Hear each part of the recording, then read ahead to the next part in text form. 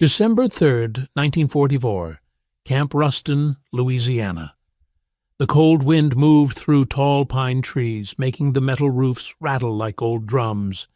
Inside a wooden barrack, a group of German women sat close together, their faces pale, their hands shaking. They had survived bombings, hunger, and the front lines. But tonight they were more afraid than ever. They had heard the stories that American camps were cruel at night, that guards punished prisoners when no one could see, that screams were the only thing that broke the silence after dark. So when the lights went out, every breath in the room froze. They waited for the sound of anger, for boots storming through the door. But what came instead was music, soft singing, an old American hymn carried gently through the cold air. Then the smell of something warm, chocolate maybe, bread, and footsteps, calm, not angry. One woman whispered, "It hurts when I sleep," pressing a hand to her shoulder. But as a guard quietly placed a steaming cup beside her bed, she looked up in disbelief. Why would they do this, she asked. That night, in a prison thousands of miles from home, these women began to see their enemies differently. Because sometimes mercy doesn't arrive with a flag. It comes in a mug of cocoa and a quiet song in the dark. What happened next would shock both sides of the war, and it would change one German woman's heart forever. So, stay till the end to see how this true story unfolded. And if you love discovering the forgotten human side of history, please subscribe, like, and share this video to help us tell more stories the world should never forget. December 3rd, 1944. The sun had fallen behind the pine trees of Louisiana, leaving Camp Rustin wrapped in cold and silence. Inside the wooden barracks, 40 German women sat close together on rough bunk beds. The air smelled of wet earth and smoke from the guardhouse chimney. They had arrived only hours ago, tired, hungry, and still wearing the gray-green uniforms of their defeated army. The war had taken everything from them. Some had served as radio operators, others were nurses or clerks. They had been captured in France and sent across the ocean as prisoners of war. Most of them spoke little English, but they all understood the warnings whispered on the ship that brought them here. The nights are the worst. That's when Americans show their true faces. As darkness thickened, fear settled heavier than the blankets on their backs. The barrack doors creaked as guards passed outside. Metal keys jingled. A boot scraped against the frozen ground. The sound alone made one woman flinch. "It hurts when I sleep," whispered Leisel, the youngest among them, rubbing her bruised shoulder where a rifle butt had hit her days before. Another woman, Marta, murmured, "Don't sleep too deep. You must stay alert." They expected shouting, maybe punishment for imagined crimes. Some feared worse, humiliation, or the kind of cruelty soldiers spoke of at the front. Back home, German propaganda had shown America as a land of greed and hatred, a country that wanted to destroy everything German. And now, behind barbed wire under the American flag, the women waited for that image to become real. But the camp around them was strangely calm. The floodlights hummed softly, throwing white beams over the fence. From far away came the sound of a harmonica, played by one of the male POWs in another compound. The guards walked slowly, not running or shouting. They didn't curse at the prisoners. They didn't even look inside the women's barracks. The strangeness of it made the silence heavier. The women's minds filled in the blanks with fear. Why are they quiet? What are they waiting for? Leisel sat upright on her bunk, knees drawn to her chest, eyes fixed on the wooden door. Every small noise made her heart race. The wind, a cough, the tap of a guard's stick against the fence. Hours passed, still no one came. No punishment, no humiliation. Only the smell of bread drifting faintly from somewhere outside, mixed with pine smoke and cold air. At midnight, the lights in the guard towers dimmed slightly. A few women finally lay down, their exhaustion stronger than fear. But sleep came painfully. The beds were hard, and every turn reminded them of their wounds. Leisel whispered, "It hurts when I sleep," more to herself than to anyone else. Marta, half awake, answered softly, "At least we are alive." Leisel tried to believe that. She stared through a crack in the wall, watching the frost gather on the wire fence. Beyond it, she could see the glow of the guardhouse window. Inside, shadows moved. American soldiers talking, one of them laughing quietly. That laughter felt strange to her, almost unreal. How could they laugh when the world was burning? The night stretched on. Somewhere, a train whistle echoed. The women barely moved, each trapped in her own thoughts. They didn't know that outside, the guards were given strict orders. No mistreatment, no insults. All prisoners must be treated humanely. To the Americans, this was part of their code, part of what made them different from the enemy they fought. But the women behind the barbed wire couldn't imagine that yet. By the time dawn crept over the camp, the barracks smelled of damp straw and fear. Leisel's eyes were red from lack of sleep. Her back ached, her shoulder throbbed, and her thoughts spun in confusion. Nothing had happened, but somehow that made it even harder to rest. She whispered again, almost to the morning light, "It hurts when I sleep." But deep inside, another question began to grow. If this is how Americans treat prisoners, then what else have I been wrong about? It was only the first night, but for these women it marked the beginning of something they never expected. Fear slowly turning into doubt, and doubt slowly turning into curiosity. The real surprise would come the next night, when whispers began to spread through the camp about a strange sound after dark, something that didn't belong to war at all. The second night at Camp Rustin came colder than the first. Frost covered the ground, and the women huddled under thin blankets that smelled of soap and straw. Leisel's shoulder still ached, and every time she turned, the wooden bunk creaked sharply. Outside, the same guard lights glowed, bright and steady. Nothing seemed different until the sound began. It was faint at first, a few slow notes carried through the air like a whisper. Someone was playing a harmonica again, but this time it was close, just outside their barracks. The tune was soft and sad, nothing like the marching songs they used to hear in Germany. The women lifted their heads, confused. "Do you hear that?" Marta whispered. Leisel nodded. "Yes, it sounds like music." No one spoke after that. They just listened. The melody floated between the barracks and across the wire fence. It was gentle, almost like a lullaby. The women didn't understand the tune, but it felt strangely warm, like a small fire in a cold room. One of the older prisoners muttered, "Maybe they're mocking us." But the tone of the music didn't sound like mockery. It sounded peaceful, almost too peaceful for a place meant for prisoners. A few minutes later, another sound joined in, a man's voice humming quietly along. The words were in English, but the feeling didn't need translation. It was a song of home, of missing someone far away. For the first time since their capture, many of the women felt their anger fade a little.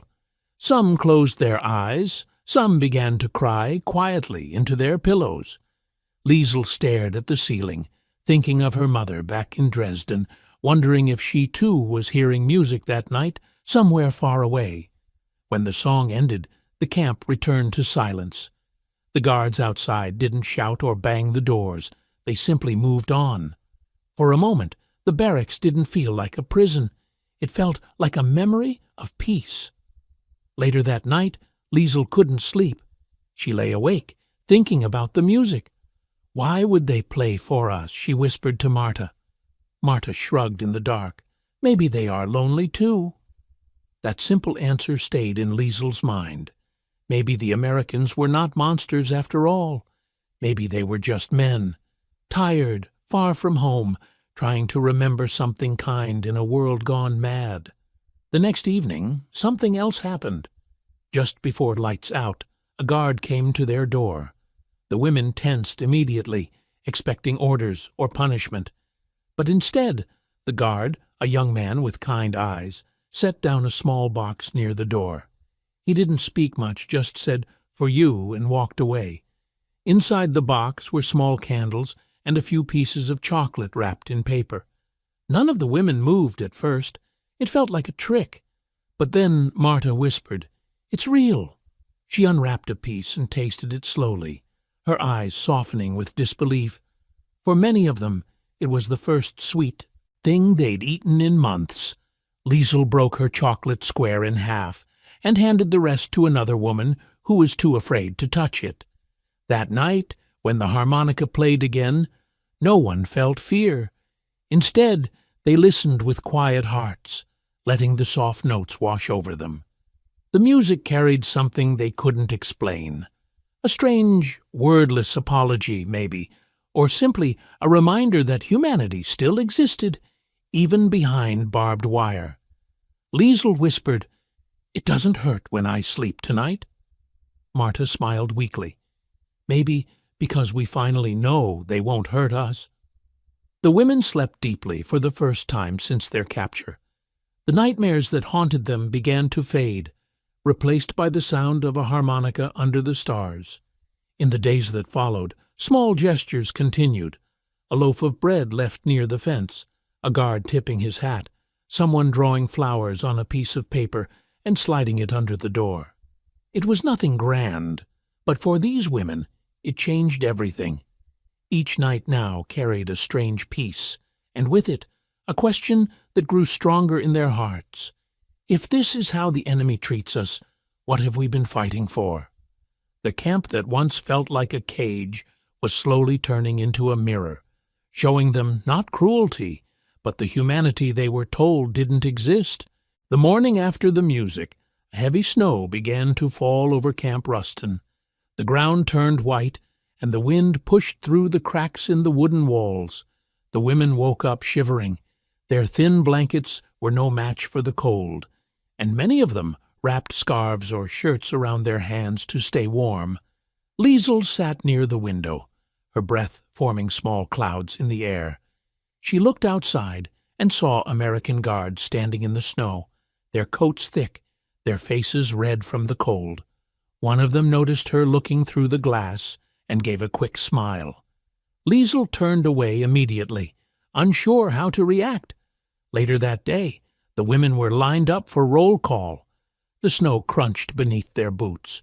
Leisel's hands were numb, and she tried not to shake. The guards didn't yell or threaten. They just checked names and moved on. But Leisel's lips were blue, and one guard, young, maybe in his early 20s, stopped when he saw her. "You're freezing," he said softly, his accent unfamiliar, but his concern clear. She didn't answer. She didn't trust what kindness might mean here. That afternoon, when the women returned to the barracks, the same guard appeared at the door again. He was holding something folded in his arms, a thick army blanket, olive green and warm. He looked around nervously, then stepped forward. "Take it," he said. "You need it more than I do." Leisel froze. No one moved or spoke. Acts like this didn't happen in war, not between enemies. "Why?" she asked in broken English. He smiled gently. "Because you're cold, that's all." He placed the blanket in her hands and turned to leave. No one stopped him. The door closed softly behind him, leaving only silence and the sound of snow against the window. The women gathered around Leisel, staring at the blanket like it was something sacred. Marta touched it carefully and whispered, "He gave you his own blanket." Leisel nodded slowly. "Yes, he said I need it more." That night she wrapped herself in it. It was heavier than the thin cloth she had before, and it smelled faintly of tobacco and soap. For the first time since capture she felt truly warm. The music from the night before started again, a quiet harmonica tune. But this time Leisel listened with calm eyes. She thought about the young soldier standing in the snow without his coat. The next morning she saw him again during breakfast. He looked tired and was wearing only his uniform jacket. Their eyes met for a brief second. She wanted to say something, to thank him, But the words wouldn't come. She only nodded. He nodded back and continued walking. Days passed. The blanket became more than just a piece of cloth. It became a symbol inside the barracks. When other women were sick or cold, Leisel shared it. They called it the kindness blanket. No one dared to speak of it loudly, but everyone knew what it meant. It reminded them that, even in war, small acts of compassion could survive. The women started to help each other more, sharing food, mending torn clothes, even smiling when they passed the guards. Something inside them was changing. One evening, while watching the sunset from the fence line, Leisel whispered, "Maybe this war isn't only about fighting. Maybe it's also about remembering who we are." Marta replied quietly, "And maybe they remember too." The snow kept falling that week, covering the camp in white silence. But inside, the mood had shifted. What once felt like endless punishment now carried moments of quiet hope. The guards seemed less like enemies, and the women, once broken by fear, began to feel human again. That simple blanket, rough, army green, and heavy, had become more powerful than any weapon. It didn't stop the war, but it melted something inside the prisoners' hearts. And as the cold nights passed, Leisel realized something she would never forget. Kindness can survive anywhere, even behind barbed wire. Night came early in December. By 6 o'clock, the sun was gone, and the camp sank into shadows. A weak bulb flickered inside the barracks while the wind moved across the wire fences. The women lay on their bunks, wrapped in coats, each lost in her own thoughts.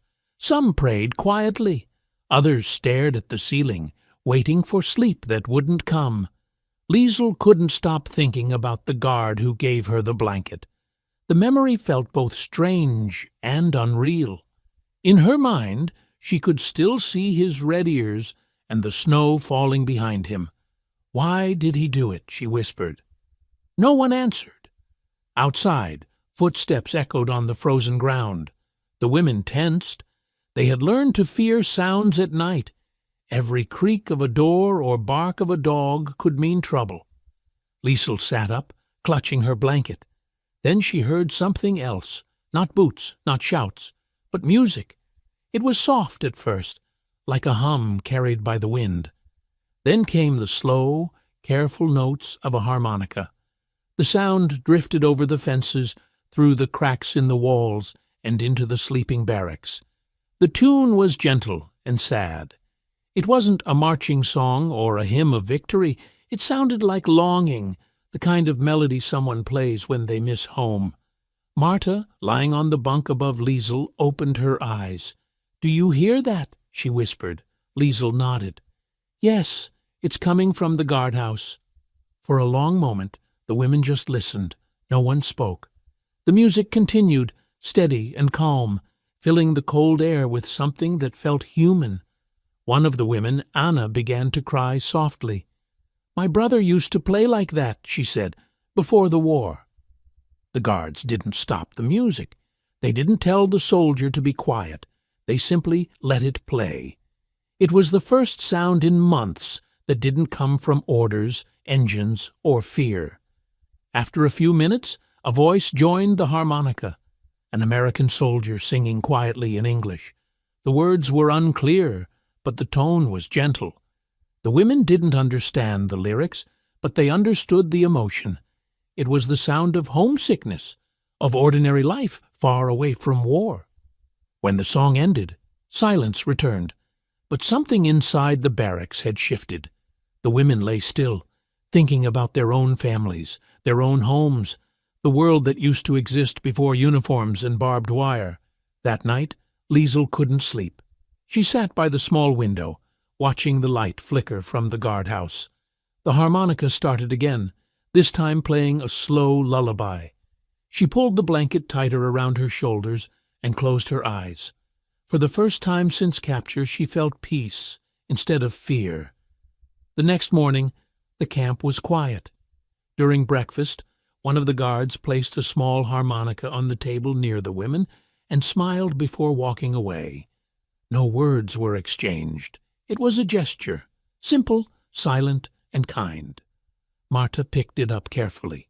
"They want us to play," she said, but no one knew how. So they passed it around, touching it like it was something precious. From that day, the nights changed. The women no longer whispered about punishment or revenge. They waited for the music. Sometimes it was the harmonica. Other times it was a low voice humming an old American folk tune. The songs became a bridge between enemies who didn't share a language, but shared the same loneliness. Even the guards seemed gentler in the mornings. They walked slower, spoke softer. Leisel began to write about it in her small notebook. "The sound at night makes me forget the fences," she wrote. "It reminds me that they are also human, like us." One evening, when the harmonica played again, she whispered to Marta, "Maybe this is how wars truly end, not with surrender, but with understanding." Marta smiled faintly. "Maybe," she said. Outside, the stars glowed above the frozen camp. The wind carried the song over the snow and wire, across a land still at war. A small, fragile sound of peace in a world that had forgotten what peace felt like. The cold was sharper that night. The wind whistled between the wooden walls, and the women huddled close under their thin blankets. The snow outside was so white that it reflected the moonlight through the cracks, giving the barracks a pale, ghostly glow. No one could sleep. Fear still lived quietly in the corners. The guards outside walked their rounds, boots crunching softly in the snow. Every sound made someone flinch. A door slam, a distant cough, the faint ring of metal. Leisel lay awake, listening. The harmonica music from the night before had ended hours ago, but something else was in the air now, something warm, almost sweet. She frowned and sat up. "Do you smell that?" she whispered. Marta, still half asleep, mumbled, "Smoke?" "No," Leisel said quietly. "Something else. Something like chocolate." The others stirred. Soon everyone was sniffing the air. The scent was faint but real, rich, soft, and unlike anything they had smelled since before the war. The women looked at each other, confused. How could something that smelled like home exist in a prison camp? Outside, footsteps approached. The door creaked open, and 2 American guards stepped inside. They weren't holding weapons this time. One carried a large pot, the other a basket of bread. The steam rose from the pot, filling the cold air with that same warm scent. "Hot cocoa," one guard said simply, his breath visible in the freezing air. No one moved. The women just stared, unsure if it was real. The second guard smiled awkwardly and pointed toward the table. "It's cold tonight," he said. "You should have this." Still no one moved. They had been trained to expect punishment, not kindness. Finally, Leisel stood up slowly. Her hands trembled as she reached for a cup. The metal was warm against her fingers. She lifted it carefully to her lips and took a small sip. The taste hit her like a memory. Soft, sweet, comforting. She swallowed and looked at the guard. "Why?" she asked. He shrugged lightly. "Because it's cold," he said again, then turned to leave. One by one, the other women followed. Soon, the barracks filled with quiet sounds. The clinking of cups, the slow chewing of bread, the soft sighs of disbelief. Some began to cry silently. Others smiled for the first time in months. "This isn't war food," Marta whispered. "This is something you make for a child." Leisel nodded. Maybe that's the point. Outside, the guards stayed near the door, speaking in low voices. They didn't laugh or watch. They just stood there, making sure the women were safe. For a few minutes, the camp didn't feel like a prison. It felt like a small village on a winter night. Quiet, human, alive. The cocoa was gone too quickly, but the warmth it left behind stayed long after. When the guards left, the women sat in silence. The snow still fell, but it didn't feel cruel anymore. Leisel looked at the empty cup in her hands and whispered, "I thought the enemy would bring pain. Instead, they brought warmth." That night, she couldn't sleep again, but not because of fear. She stayed awake thinking about the strange truth of war, how people could fight all day and still choose kindness when the guns were silent. Before dawn, Leisel began to write in her small notebook. The pencil was dull, but her words were clear. "They gave us hot cocoa tonight. It made me remember my mother. I don't know what to feel. Maybe we are learning that mercy is stronger than hate." She hid the note under her mattress and closed her eyes. The wind still blew outside, but the barracks were quiet. Not cold any more, just still. And for the first time, she realized something important. These Americans were not trying to break them. They were trying to remind them that war didn't have to erase humanity. Days passed after the night of cocoa. The air was a little warmer now, and snow began to melt around the fences. Life inside the camp had become strangely quiet. The women still missed their homes, but the fear that once filled every corner was slowly fading. Leisel spent her mornings sweeping the floor or folding laundry in the camp kitchen. The smell of bread baking reminded her of home. The guards spoke kindly, gave clear orders, and never raised their voices. It confused her.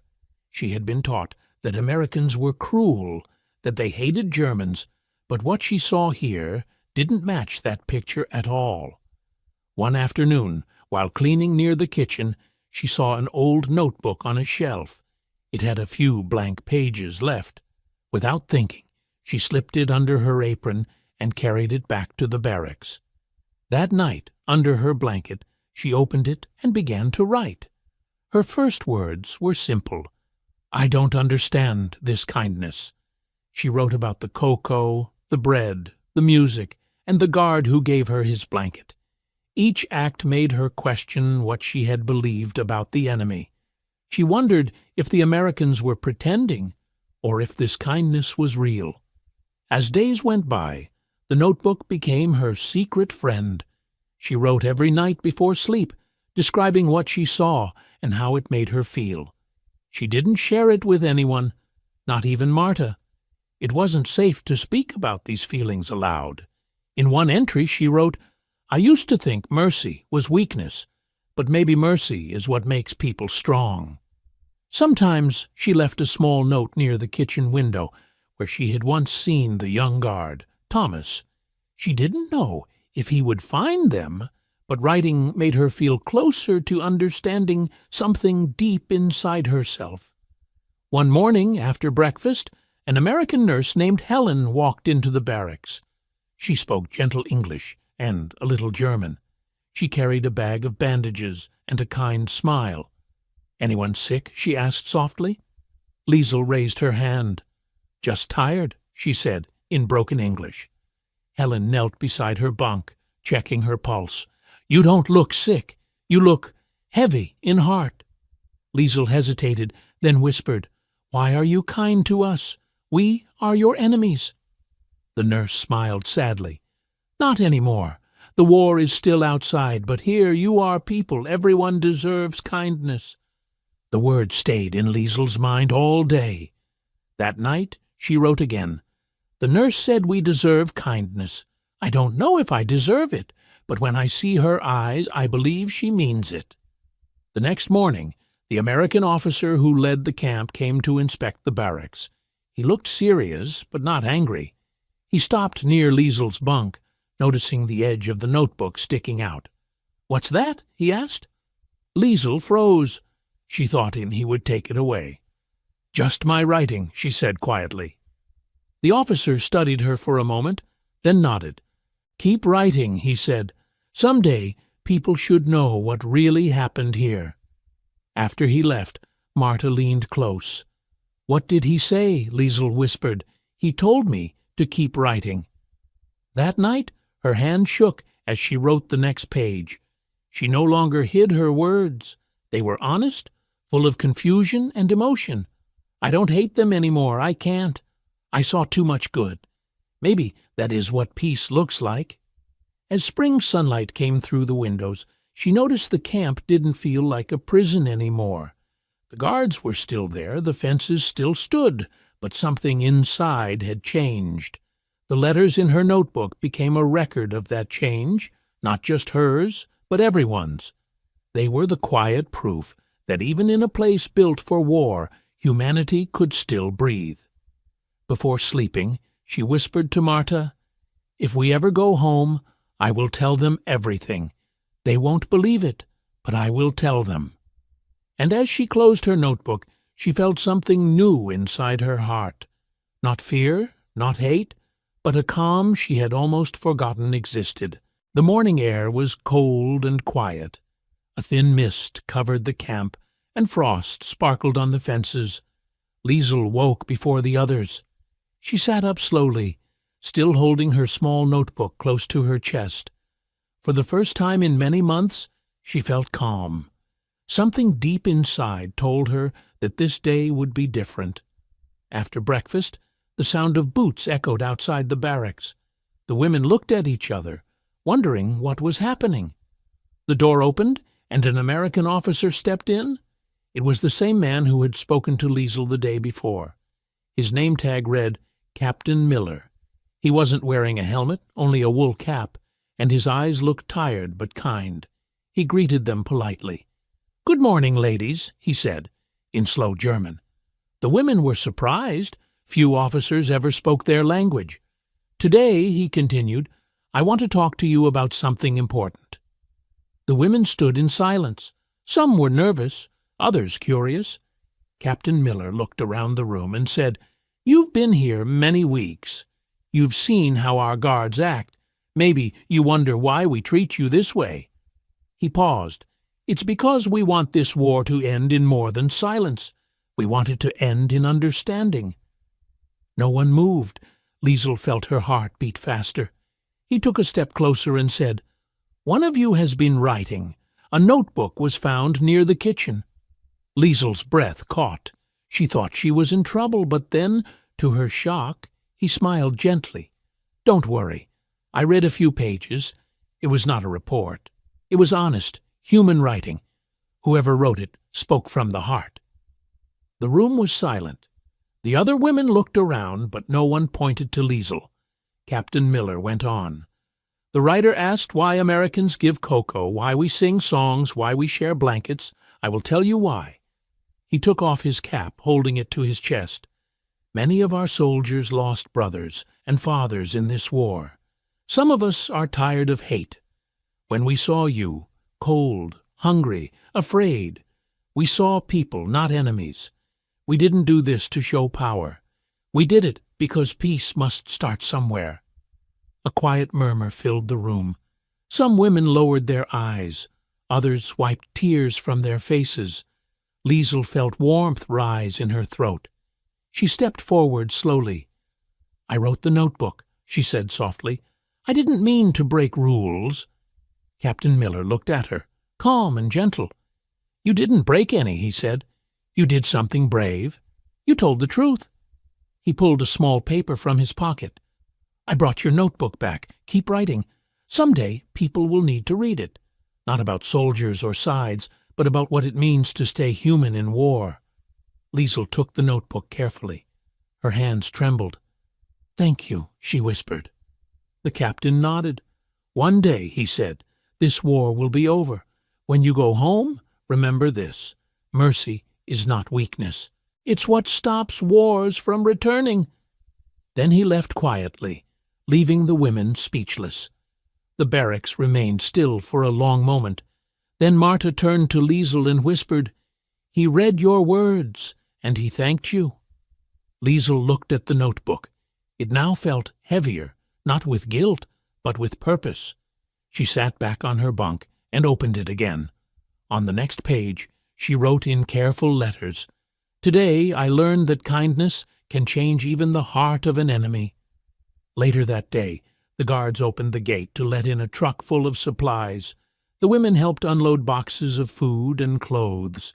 For the first time, they worked side by side with the American soldiers, laughing quietly as they passed crates down the line.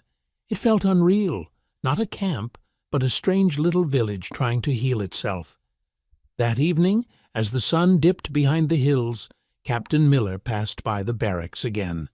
He raised his hand in a silent wave. Leisel waved back. When the lights went out, the women didn't whisper in fear as before. They whispered stories about home, about peace, about what the captain had said. Leisel lay awake, looking at the ceiling. She felt tired, but peaceful. For the first time, she didn't dread the night. She knew that something had changed forever, not just in the camp, but inside her heart. Many years passed after that winter in the American camp. The war had ended, the world had changed, and the fences of Fort Douglas were long gone. But for Leisel, the memories of that place never disappeared. She was an old woman now, living in a quiet town in southern Germany. Her hair had turned white, her hands trembled when she held a pen, but her eyes were still bright and full of thought. Every morning she sat near her window with a cup of tea and the same small notebook she had kept in the camp, its pages yellowed, its cover worn thin. Sometimes young people from the local school came to visit her. They had heard about her from their history teacher. They wanted to ask what it was really like to live through the war. Leisel always smiled gently before answering. She never spoke much about battles or politics. She spoke about that camp, about the people who surprised her most, the Americans who treated their prisoners like human beings. One afternoon, a student asked, "Do you hate them for winning?" Leisel shook her head. "No," she said quietly. "They didn't just win the war with guns, they won something greater, our respect." The students listened carefully as she continued. "You see, when I arrived at that camp, I believed Americans were monsters. I thought they would beat us, starve us, or humiliate us. But instead, they gave us blankets and cocoa. They shared their songs and their silence. They showed us that kindness is stronger than hate." She paused and looked out the window, where children were playing in the street. At first, it hurt to see kindness from those we called our enemies.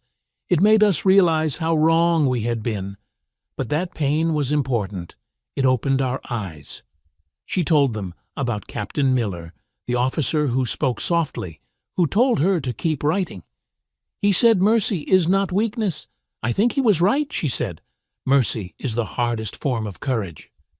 Years after she left the camp, Leisel continued to write. Her notebook became a diary of reflection about peace, forgiveness, and the meaning of victory. When Germany was rebuilding, she became a nurse again, helping war orphans and refugees. Every time she bandaged a wound or held a frightened child, she remembered those cold nights in Utah when even prisoners were treated with care. In her later years, Leisel sent her old notebook to a museum in America. Along with it, she wrote a letter. "I was your enemy once, but you taught me what it means to be human again. That is your real victory." The museum displayed her notebook beside photographs of POW camps. Visitors often stopped to read her letter, many leaving in silence, touched by the simple truth it carried.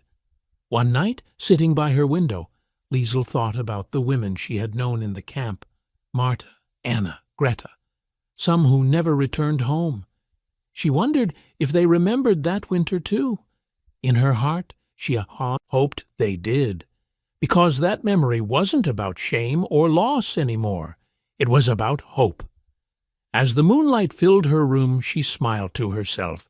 The world still had wars, still had cruelty, but she believed that somewhere, someone was choosing compassion. And that was enough. Before going to bed, Leisel opened her notebook one last time and wrote a few final lines in her shaky handwriting. "Victory is not when one side falls. It is when hate itself is defeated." She closed the notebook and placed it on her bedside table. The wind outside was gentle, like the one that had blown through the camp so many years ago. She closed her eyes, feeling peaceful. For Leisel, the war had ended long ago, but its lesson had never left her. In the end, She understood that true victory does not come from power or revenge. It comes from mercy, from the quiet strength to forgive, and from the courage to see an enemy as a person. That was the kind of victory no bomb or bullet could ever destroy.